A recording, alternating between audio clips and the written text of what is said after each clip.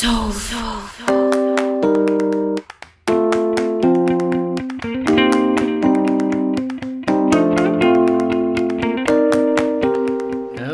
and welcome. This is another Mr. Business episode, and we're glad to have you. Alrighty, so what are we going to learn about this time? There's a lot of things to learn about in business. A lot of things. And you know what? Business is a hard place. Very hard. And you know what else is hard? It's when you're competing. So we're going to talk about competition. That's right, competition. Alright, so competition and business. There's a lot of types of competition within business. Today we're going to talk about a very fancy type. We're going to talk about perfect competition. What comes to mind when you think about something that's perfect, let alone perfect competition? All right? When something's perfect, that means there's nothing hindering it. There's nothing false.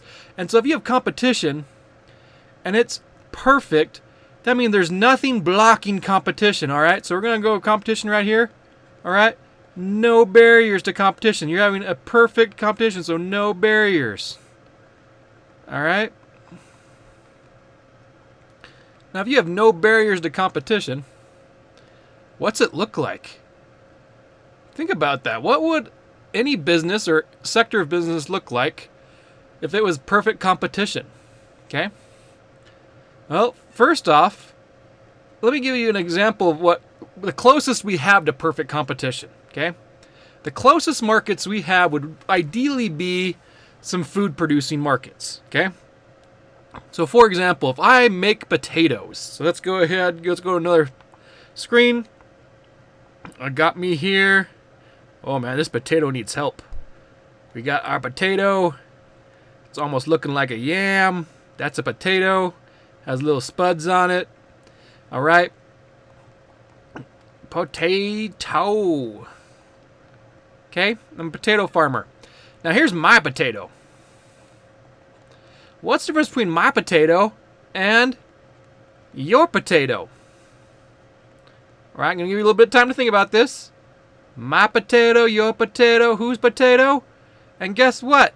We look at your potato, and it looks pretty similar. In other words, it's the same. You wouldn't be able to tell the difference if we had both potatoes, besides my terrible drawing.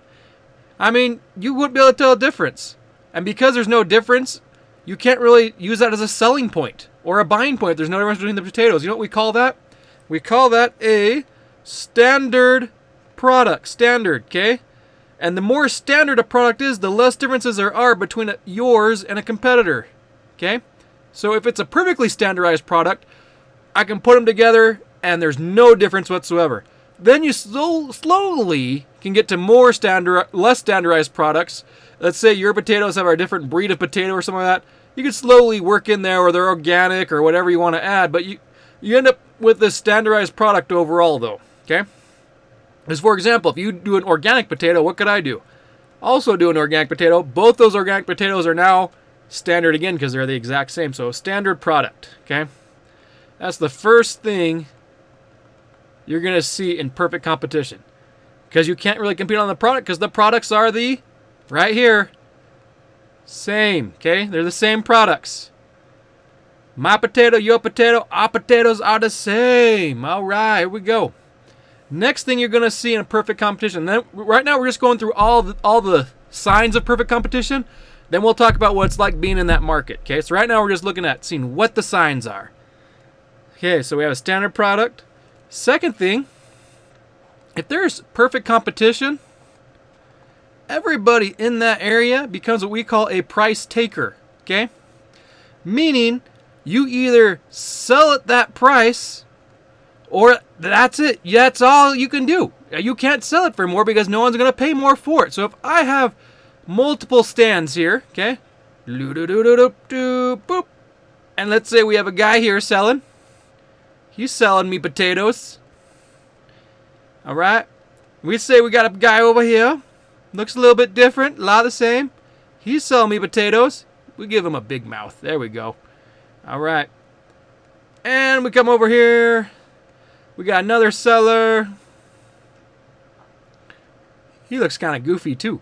All right, he's selling potatoes, and we got our fourth seller over here. We're going to make him big, okay?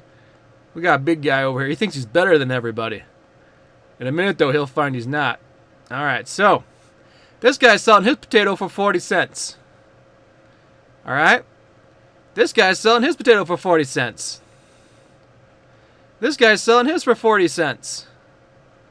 Okay, remember, this isn't to your grocery store. This is to the general people who end up fulfilling the needs for grocery stores. Grocery store prices will be different.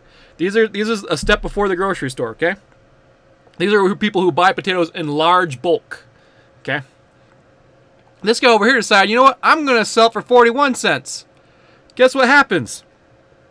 This guy's potatoes get sold. This guy's potatoes get sold. This one's get sold. And they just tell him, either you're going to give it to us for 40 cents or we're not buying it. We're naming the buying price, meaning the buyer has power, okay? So in this case, if this guy does not lower his price down to 40 cents, guess what's going to happen? You're going to be sad. You're not going to be selling much. Not so happy, okay? He has to lower it down because he becomes a price taker. He doesn't really have power over the price. In fact, we've had many news stories in the past where a farmer looked at the cost it would take to pick and to take his product to the market and decided it was cheaper to toss a lot of it out. We've had those occurrences before. Yep, because they look at what the going rate is and they just have to take the price or leave it. All right, I'll bring up some of those news stories and I'll have to post some of those later, but it's really interesting when you look at it. Like, you just see people, they have no choice. Either you take it or that's it. So a price taker. All right, so we had standard product, price taker. Third thing you're going to find, okay? You're going to find small firms in the market, okay? Small firms. So let me give you an example that's not small firms. Take the soda industry, okay?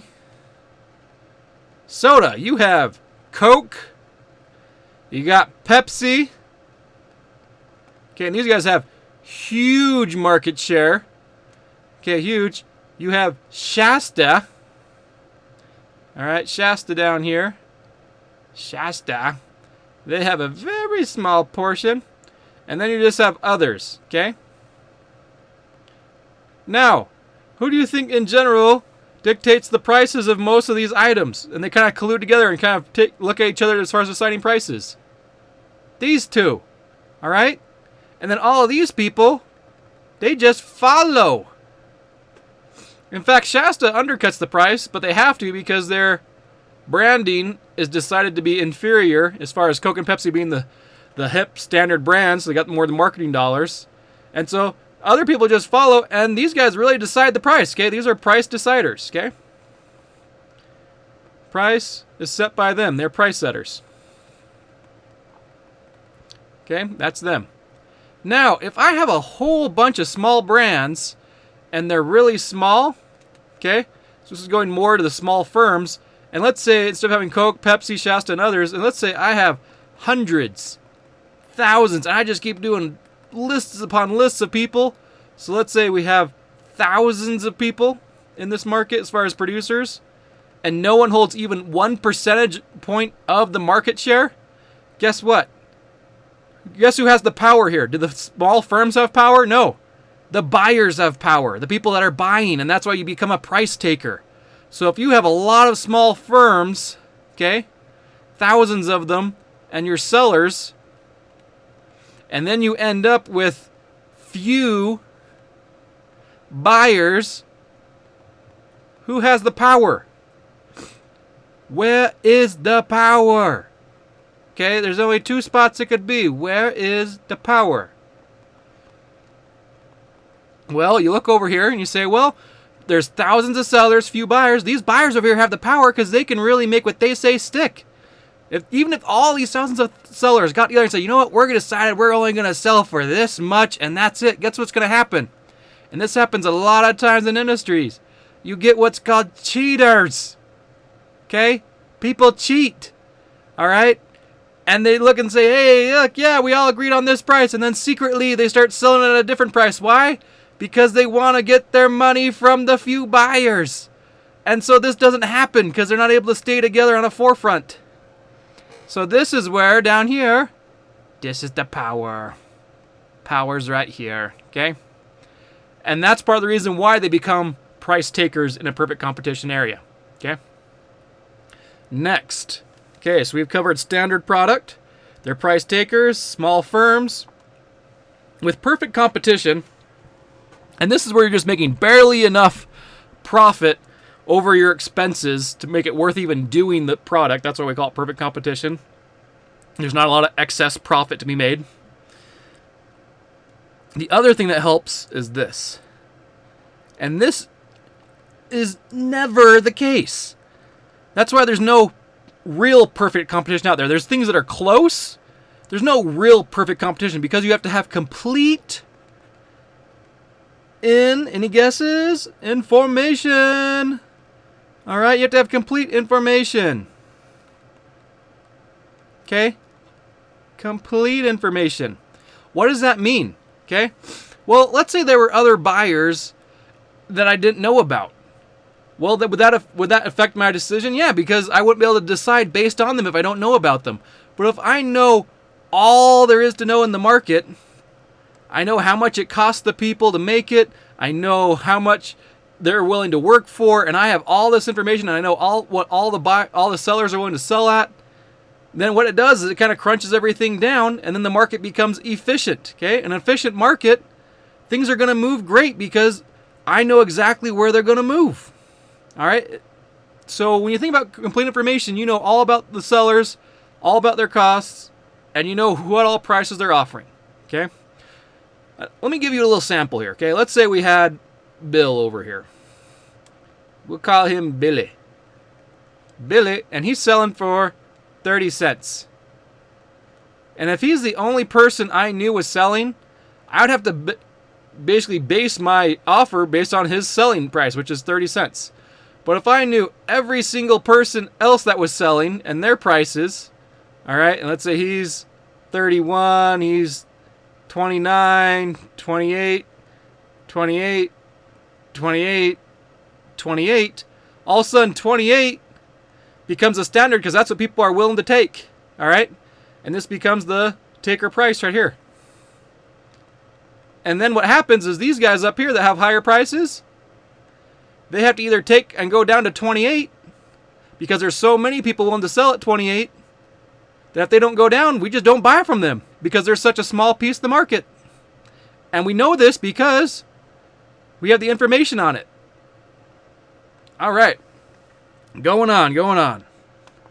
We got one last part. We've covered 4 parts. There's only one last part out here. All right, and this is pretty interesting, okay? We're going to talk about barriers. Okay, we've talked about barriers. And this is barriers to entry, also to exit, okay? If there are hefty, big barriers to going in and going out of a market, such as cost to set up, or they could be financial barriers, okay? Meaning how much it costs to get in and get out. Or they could be legal barriers. So for example, if I'm doing water for your city, I'm going to have a contract in place that says I'm the only one who does water because I don't want to compete with anyone else because it's something where I just want a standard profit and I don't want to have to deal with anything. But if there's barriers here like huge financial or legal barriers, then you're going to end up with something that's not going to be perfect competition. But if you have none of these, okay, if you remove these from the area and you have no barriers, okay, none, if there's no financial and no legal barriers, then you end up with perfect competition. Because what happens is people say, hey, look, there's all these people making money in an area. I'm going to go do that. And you know what they do? If there's nothing stopping them from doing it, they go do that. All right, so let's say I saw these fishermen, okay? We got fishermen. And it's not too expensive to go get the stuff to go fish if I'm not doing it commercially, if I'm just doing some basic small-time fishing. And I saw that they were making a lot of money. Well, I could go and start doing that. I could go straight in and say, hey, I'm going to make money too. And all of a sudden, there's a boatload of people doing fishing. And then all of a sudden, the prices drop. And basically, you have this thing where it just keeps basically becoming equal amount of change until it meets this point of equality where there's no more really fishermen going or leaving really, or if they go and leave, they leave at the same rate and enter at the same rate. And that's as do perfect competition. But once you have things like financial or legal involved and people can't change whether they're in or out of a market, that's when you leave perfect competition. That's when prices can become crazy. Have you guys ever heard of monopolies before? Oh yeah, there's two ways to get monopolies. You either have a financial monopoly or a legal monopoly. Because financial, maybe it's too hard for people to enter the business because it's so expensive to get into it. And then when they have a monopoly, they can then optimize their prices so that they're getting the most out of you. All right? And it's the same thing if it's a legal protection, legal monopoly. All right, let's review. As always, we review why? Because we love you. We want to make sure you understand the information.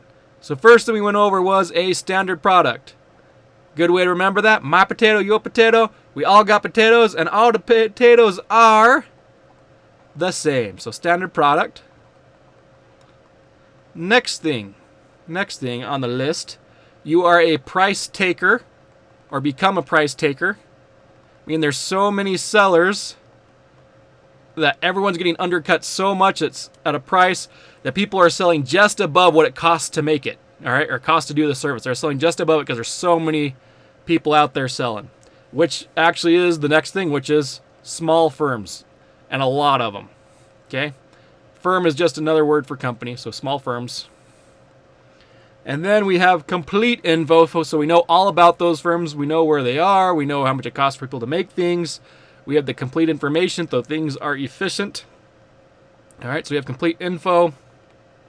And lastly, we have no barriers. All right? No barriers. All right, so 1, 2, 3, 4, and 5. This is it. This is all the things you will look for to see perfect competition. And let me tell you, perfect competition is great for the buyers, okay? So a little note down here. It is great for the buyers. Why? Because it makes it cheap. Buyers are very happy in perfect competition because it makes food cheap because there's so many people selling it. Buyers are very happy when there's perfect competition. The sellers, though, are making just enough to survive. That's why people in farming, they have to be really smart with what they're doing because it's hard if you're not able to sell at the prices that you're being given. All you can do as a seller, okay, if you have no power over price that you're selling at, the only thing you can do is cut costs. And that determines whether you're successful or not in a area of business that has or is close to perfect competition. Okay, there's no truly perfect competition, but if you're in anything that's close to it, the only thing a seller can do is figure out how to cut costs better than other people and still have his product be counted as a standard product. Okay, so as long as your potatoes aren't radioactive or deformed and they still look like regular potatoes, they're willing to take them. All right. So that's it. That's perfect competition. Now, as always, we got a question. We always got questions. Good questions about perfect competition, okay? I told you about the farmers, okay? What else would you consider is like perfect competition? What other, okay, businesses, it doesn't have to be perfect competition. It can be close because they're not, like I told you, it's relative. There's not going to find one that truly is perfect. There's going to be like 99% or 98%. They're going to get close to perfect competition. So what other business, okay, what other business sectors, that's a fancy word, sectors, deal with perfect competition? I want you guys to think about that. What other ones deal with it? Competition. All right. That is the question. Other questions you could look at would be, as a seller, what could you do? What would be your plan as a seller if you're stuck in a perfect competition business? How do you cut costs?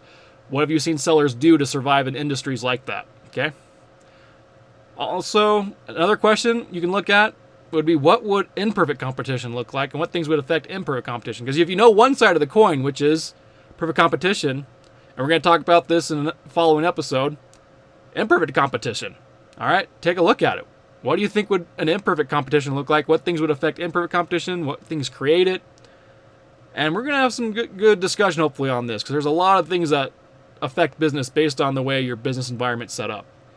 All right, so as always, if you got 5 minutes, you got 10 minutes, you got any minutes, give me all your minutes, any minutes you got, you can go learn business. All right, you can learn business with Mr. Business. Take care, everyone.